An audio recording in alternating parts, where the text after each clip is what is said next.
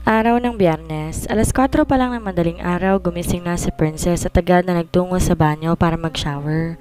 Gusto niyang ibuhos ang buo niyang panahon para sa pagdiriwang ng kaarawan ni Lucas, kaya nagpaalam siya kahapon sa kanilang manager na magli-leave muna siya ngayon para personal niyang maasikaso ang birthday ng lalaki. Nais niyang mapasaya ito sa huling araw na magkasama sila. Habang nasa banyo siya, hindi niya maiwasang makaramdam ng lungkot. Di man naging maganda ang simula nila ni Lucas, ngunit unti-unti naman niyang nakikita ang mga magagandang katangian nito. Nararamdaman niya ang mainit na likidong kumawala sa mga mata niya. Gusto niyang umiyak at sumigaw ng malakas dahil sa kalungkutang bumabalot sa kanyang puso. Ngunit kailangan niyang maging okay, kahit ngayong araw lang na to, alang-alang kay Lucas. Pinilit niyang pakalmahin ang kanyang sarili at pinahid ang mga luha niya. Maya-maya lumabas siya ng banyo at agad bihis. Isang bulaklaking bestida na may 3/4 na manggas ang kanyang napiling suotin. Pagkatapos sinuklay ang kanyang buhok at tiniyaan lang niyang nakalugay yon. Naglagay siya ng pulbo sa kanyang pisngi at konting lip tint. Saglit sinulyapan niya ang pinto na karugtong ng silid, ngunit nanatiling sarado pa rin yon, kaya tiyak niyang natutulog pa rin ang lalaki. Alas 5 pa naman ng umaga. Kadalasang nagigising ito ng alas 6. Hindi rin yata to papasok ng pabrika dahil syempre birthday nito ngayon. Lumabas siya ng kwarto at bumaba ng hagdan. Nakikita niya kung gaano kaabala ang mga katulong sa paglilinis ng buong bahay. Bagamat nag-hire siya ng event coordinators, kailangan pa rin niyang i-assist ang mga to sa kung anong kulay at disenyo na may kaaya-ayang tingnan. Mamayang alas 7 ng gabi, gaganapin ang birthday party at sa pagkakaalam niya, imbitado lahat ng mga empleyado sa pabrika at ang lahat ng mga kaibigan ni Lucas. Pinaimbita din sa kanya mga kasamahan niya sa bangko at pupunta din ibang mga kamag-anak ng lalaki. Good morning po, ma'am. Sabay-sabay nabati ng mga katulong. Magandang umaga naman sa inyo. Ang busy natin ha. Nakangiting sabi niya. Ano pa pong kakailanganin, manang? Huwag po kayong mag-aatubiling magsabi sa akin kung sakaling may kulang pa po, sabi niya. Wala na po, ma'am. Okay na po ang lahat. Magalang na tugon ni Aling Martha. Habang abala siya sa pag-assist sa event decorator, bigla siyang napapitlag nang yapitin siya ni Lucas. Di naman niya napansin ang paglapit nito. Nakatingin tuloy sa kanila ang mga katulong at event decorators at gumingiti-ngiti pa ang mga ito. Babe, happy birthday, sabi niya. Wala man lang bang halik dyan? Nakangiting tugon nito. Ma'am, kiss daw, sabi ni Sir. Sabay-sabay na sambit ng mga katulong. Bigla na lang siyang namula sa mga panunokso nito. Nagkatinginan silang dalawa ni Lucas. Ikaw talaga, nakakahiya naman. Sa harap pa talaga nila? Natampal niya ang braso nito. Ma'am, pagbigyan niyo na po. Total birthday naman po ni Sir eh. Wika na isang event decorator. Napangiti na lang siya sa pangungulit ng mga naroon. Tumitig muna siya sa lalaki at sa kanya ito kinintila ng halik sa labi. Nagpalakpakan naman ang lahat at halatang tuwang-tuwa sa kanilang nasaksihan. Thank you, babe. Masuyong wika ng lalaki. Mabilis na lumipas sa mga oras at alas 6 na ng gabi. Nagsipagdatingan na ang mga pinsan ni Lucas galing Batangas at ang ibang mga kaibigan nito. Kaya kailangan na rin niyang magbihis upang maasikaso niya ang mga bisita ng lalaki. Sa huling pagkakataon, gagampanan niya ang pagiging asawa niya dahil yun naman ang paniniwala ng lahat, except sa mga tunay na nakakaalam tungkol sa kasunduan nila ng lalaki. Isang maxi dress ang kanyang napili. Bagong bili niya to na magpunta sila ni Faye sa mall. Nagustuhan kasi niya ang disenyo at estilo nito pati na rin ang kulay na may pagka baby pink. Naalala niya ang birthday gift niya para kay Lucas, ngunit mamaya na lang niya ito bibigay pagkatapos ng party. Pagkaraan ilang sandali, bumukas ang pinto at isang napakagwapong nilalang ang tumambad sa kanyang paningin. Kahit ilang beses na niyang nasilayan ang mukha nito, ngunit di pa rin nakakasawang tingnan ang mapupungay nitong mga mata na parang laging nangungusap. Ang matangos itong ilong at perpektong hugis ng mukha. May lalo itong gumwapo sa suot nitong semi-formal attire. He was wearing a dark-colored suit with a white dress shirt and blazer, paired with a tailored trouser pants. Nakangiti itong lumapit sa kanya at buong pagsuyong tinitigan niya ito. Ang gwapo naman ng birthday celebrant, Anya. Wow, talaga lang ha? Ngayon ko lang yata narinig na sinabihan mo akong gwapo, princess. Nakangiti ang tugon nito. Ngayon mo pa pala nare-realize na gwapo ako. Hindi, matagal na, pero ngayon ko lang sinabi. Kumunot ang noo ng lalaki at napakamot to sa batok, kaya hindi niya napigilang tumawa dahil ang cute naman talaga nito. Nagtawanan silang dalawa at mas lalo siyang napahalakak ng kilitin siya nito sa tagiliran. Oy, tama na, baka magusto tong damit ko, saway na. Tumigil naman ang lalaki at seryosong tumingin sa kanya. Pagkatapos nagpakawala ito ng isang malalim na buntong hininga. Nababasa niya sa mga mata nito ang kalungkutan sa likod ng mga ngiti nito. Lucas, naalala mo ba ang lola mo? Tanong niya. Namimiss ko lang siya, princess. Siya lang kasi ang nagmahal sa akin ng totoo eh. Bakit pa kasi lahat na lang na nagmamahal sa akin nawawala? Unang-una si daddy, tapos sumunod naman si lola at ngayon. Bigla itong natigilan at di na itinuloy pa ang nais itong sabihin. At ngayon ano, Lucas? Tanong niya. Ngunit umiling lang ang lalaki at kinabig siya nito. Uy, walang ganyanan ha. Birthday mo naman ngayon kaya dapat masaya lang, sabi niya. Naramdaman kasi niyang naging emosyonal ito at baka mahawa na rin siya at mag-iyakan pa silang dalawa. Tara na at nang masikaso natin ang mga bisita mo, yaya niya dito. Magkasama silang lumabas ng kwarto at magkahawa kamay na bumaba ng hagdan. 6:30 pa lang naman kaya kahit konti ba lang ang tao sa party venue. Napakaganda ng decoration. Palibhasa, mga professional event decorators ang nag-ayos ng lahat. Napaka-elegante ng mga kortina pati na rin table skirting at chair covers. Nakahanda rin ng mga pagkain sa mahabang mesa. Inilagay din doon ang 3 layer na cake na siya mismong pumili ng disenyo. Isang red carpet ang nakalagay sa gitna na may mga balloons sa bawat gilid. Sir, happy birthday!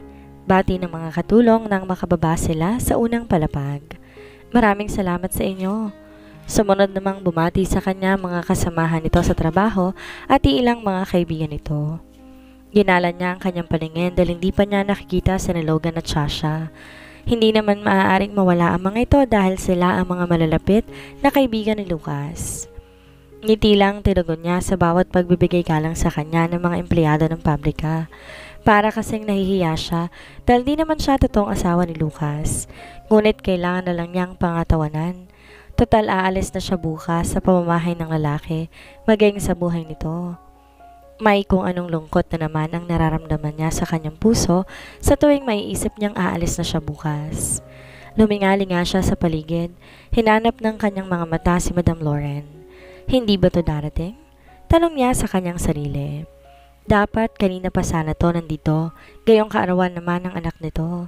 Sa tingin niya, kulang nga talaga ito ng pagmamahal kay Lucas kaya hindi niya masisisi ang lalaki kung malayo ang loob nito sa mommy niya.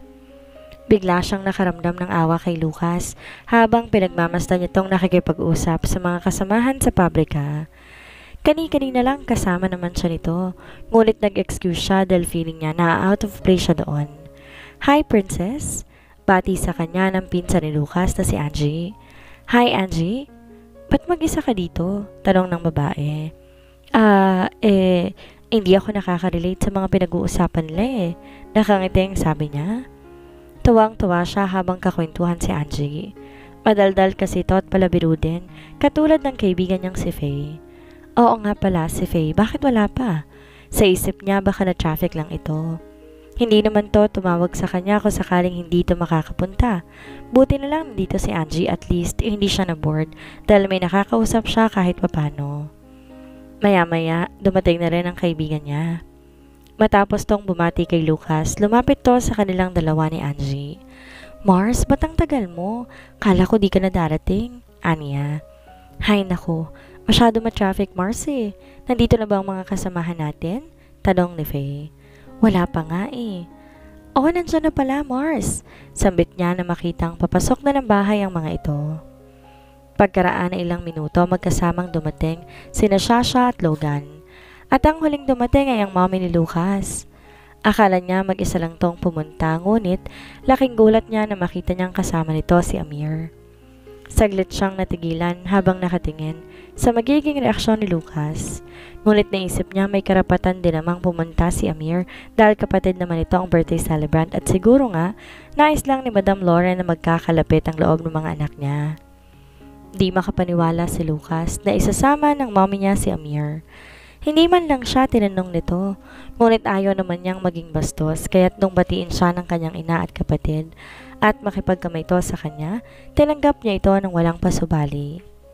Ayaw din naman niyang masirang birthday party na sinikap ni Princess na maging maayos. Nagsimula na ang kainan. It's a buffet style kaya malayang sino mang kumuha ng pagkain na nakahain sa mahabang mesa. May mga iba't ibang wine din including ladies drink. Nasa kalagitnaan sila ng pagdiriwang nang dumating si Colleen. Napalingon ang lahat dahil sa tunog ng stiletto heels nito. "Hi Lucas, happy birthday!" Bati sa kanya ng babae, sabay halik nito sa kanyang pisngi. "Thank you, Colleen," tugon niya. Buti na lang di na umeksena pa ang babae at nagtungo nito sa kinaupuan ng mommy ni Lucas at Amir. Dumako ang kanyang palingin kay Princess na nakikipag-usap kina Shasha at Logan. Habang sa isang nasulya pa naman niyang nakatitig si Amir dito. Alam niyang desidido talaga ang kapatid niya na makipagbalikan kay Princess. Pumunta siya sa mababang table at kumuha ng maiinom. Di niya namalayang nasa likod niya pala si Amir at kumukuha din to ng wine. "Happy birthday ulit, bro," bati nito.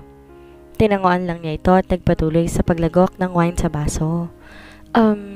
Alam kong nabigla ka sa mga pangyayari, bro. Maging ako man hindi rin makapaniwala sa katotohanan tungkol sa pagkatao ko pero tumigil muna si Amir at lumagok ng wine sa baso bago nagsalita ulit. "Huwag mong isipin na makikisawsaw ako sa kayamanan ng pamilya niyo. Hindi ako interesado sa kung anumang meron ka pero tatapatin kita, bro. Gayong di naman kayo totoong mag-asawa ni Princess siguro. Wala namang masama kung makikipagbalikan ako sa kanya." Hindi siya nakakaibo dahil sa kanyang narinig. Wala naman siyang karapatang magalit dahil unang-una, wala naman silang relasyon ni Princess. Mahal ko si Princess, bro. Ngayon ko lang na-realize na hindi ko pala kayang mawala siya sa buhay ko kaya nga biglang naputol ang nais sabihin ni Amir nang magsalita siya. Mahal ko rin si Princess. Natutunan ko siyang mahalin at ayoko ring mawala siya sa buhay ko. Tumingin si Amir sa kanya at ngumiti ng mapakla. "So, may the best man win na lang, bro," sabi nito at saka nilahad ng kamay. Tinanggap niya ang kamay nito bilang isang tunay na lalaki. Sa isip niya, total naman at tapos na ang kontrata, wala na siyang anumang karapatan pa kay Princess. Naihulog na rin ni Logan sa bank account ng dalaga ang kabuoang bayad sa kasunduan at bukas aalis na ito ng bahay. Paano kaya niya sasabihin sa mga kaibigan at kamag-anak niya na hinire lang niya ang babae para magpanggap na maging bride niya? Paano kaya niya ipapaliwanag sa mga katulong na peke lang ang lahat? "Bro?" Tinapik siya ni Amir sa balikat, tsaka to tumalikod at bumalik na sa upuan. Nagtungo rin siya sa mesang kinaroroon ng kanyang mga kaibigan at ni Princess. "Bro, ba't ang seryoso mo yata?" Wika ng kaibigan niyang si Logan. "Lucas, okay ka lang ba?" tanong ni Princess. "Parang alam ko yata ba't ka nagkakaganyan, Lucas?" Sabat naman ni Shasha. Hindi na lamang siya kamibo. Ayaw niya nang magkomento at baka maiyak pa siya. Nakipagbiroan na lamang siya sa mga kaibigan niya. "By the way, bro, bakit di mo sinamang girlfriend mo?" Pag-iiba niya ng usapan. "Masama daw ang pakiramdam, bro," nakangiting tugon ni Logan.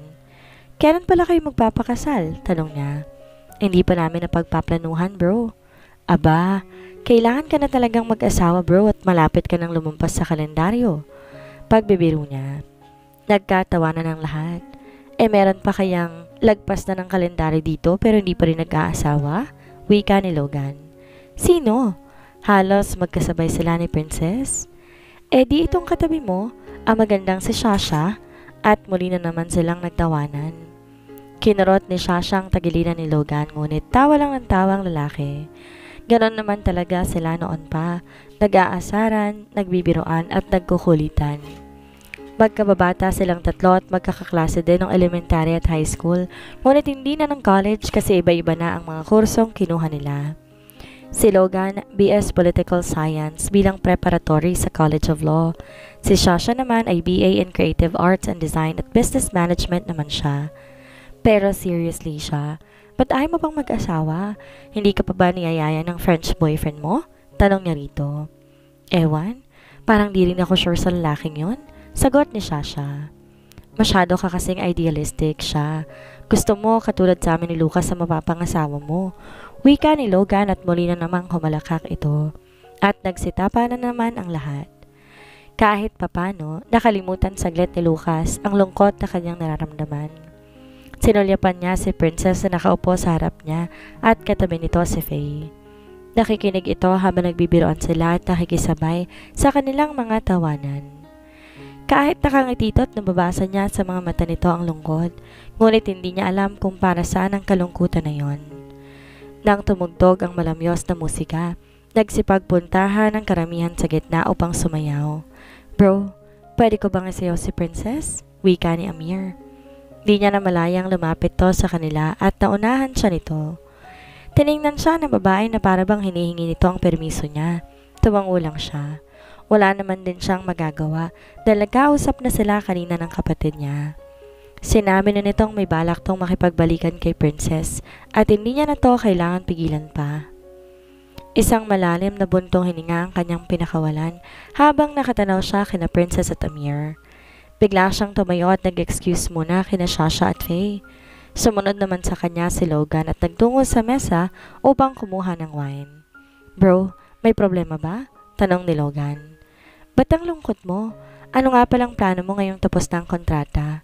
Dagdag pa nito at kumuha ng 2 basong wine at ibinigay ang isa sa kanya. Hindi ko alam bro eh. Tapatin mo nga ako. Mahal mo na ba si Princess? Tanong nito. Tinangoan lang niya ang kanyang kaibigan at agad naman siyang naintindihan nito. Tinapik siya nito sa balikat at gumiti sa kanya. Natamaan na pala ni Cupido ang puso mo bro. Sinabi mo na ba sa kanya? Tanong nito. Oo, pero ayoko namang madalain siya. Gusto ko rin namang matiyak niya kung ano talaga ang nararamdaman niya para sa akin. Hi Lucas, tara, sayo tayo. Wika ni Colleen nang lumapit to sa kanila. Hinila nito ang kamay niya kaya pinaunlakan na lamang niya.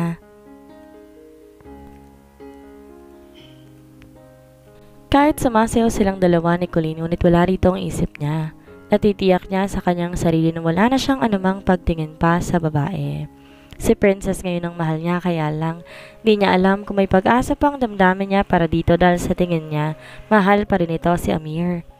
Parang kinurot ng pinong-pino ang puso niya at naramdaman na lamang niyang mahapdi yun. Lucas, shall we start all over again? Wika ng babae.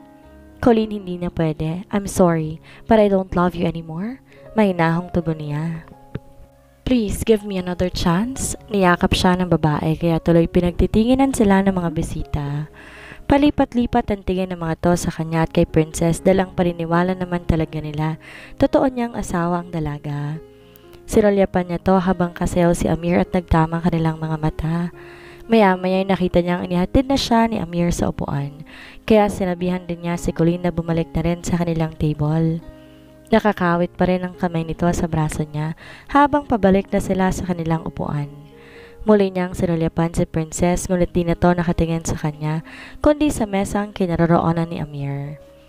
Nilapitan niya to at niyayang sumayaw. Magkahawa kamay silang pumunta sa gitna. Princess, ba't malungkot ka? Okay ka lang ba? Tanong niya. Okay lang naman, Lucas.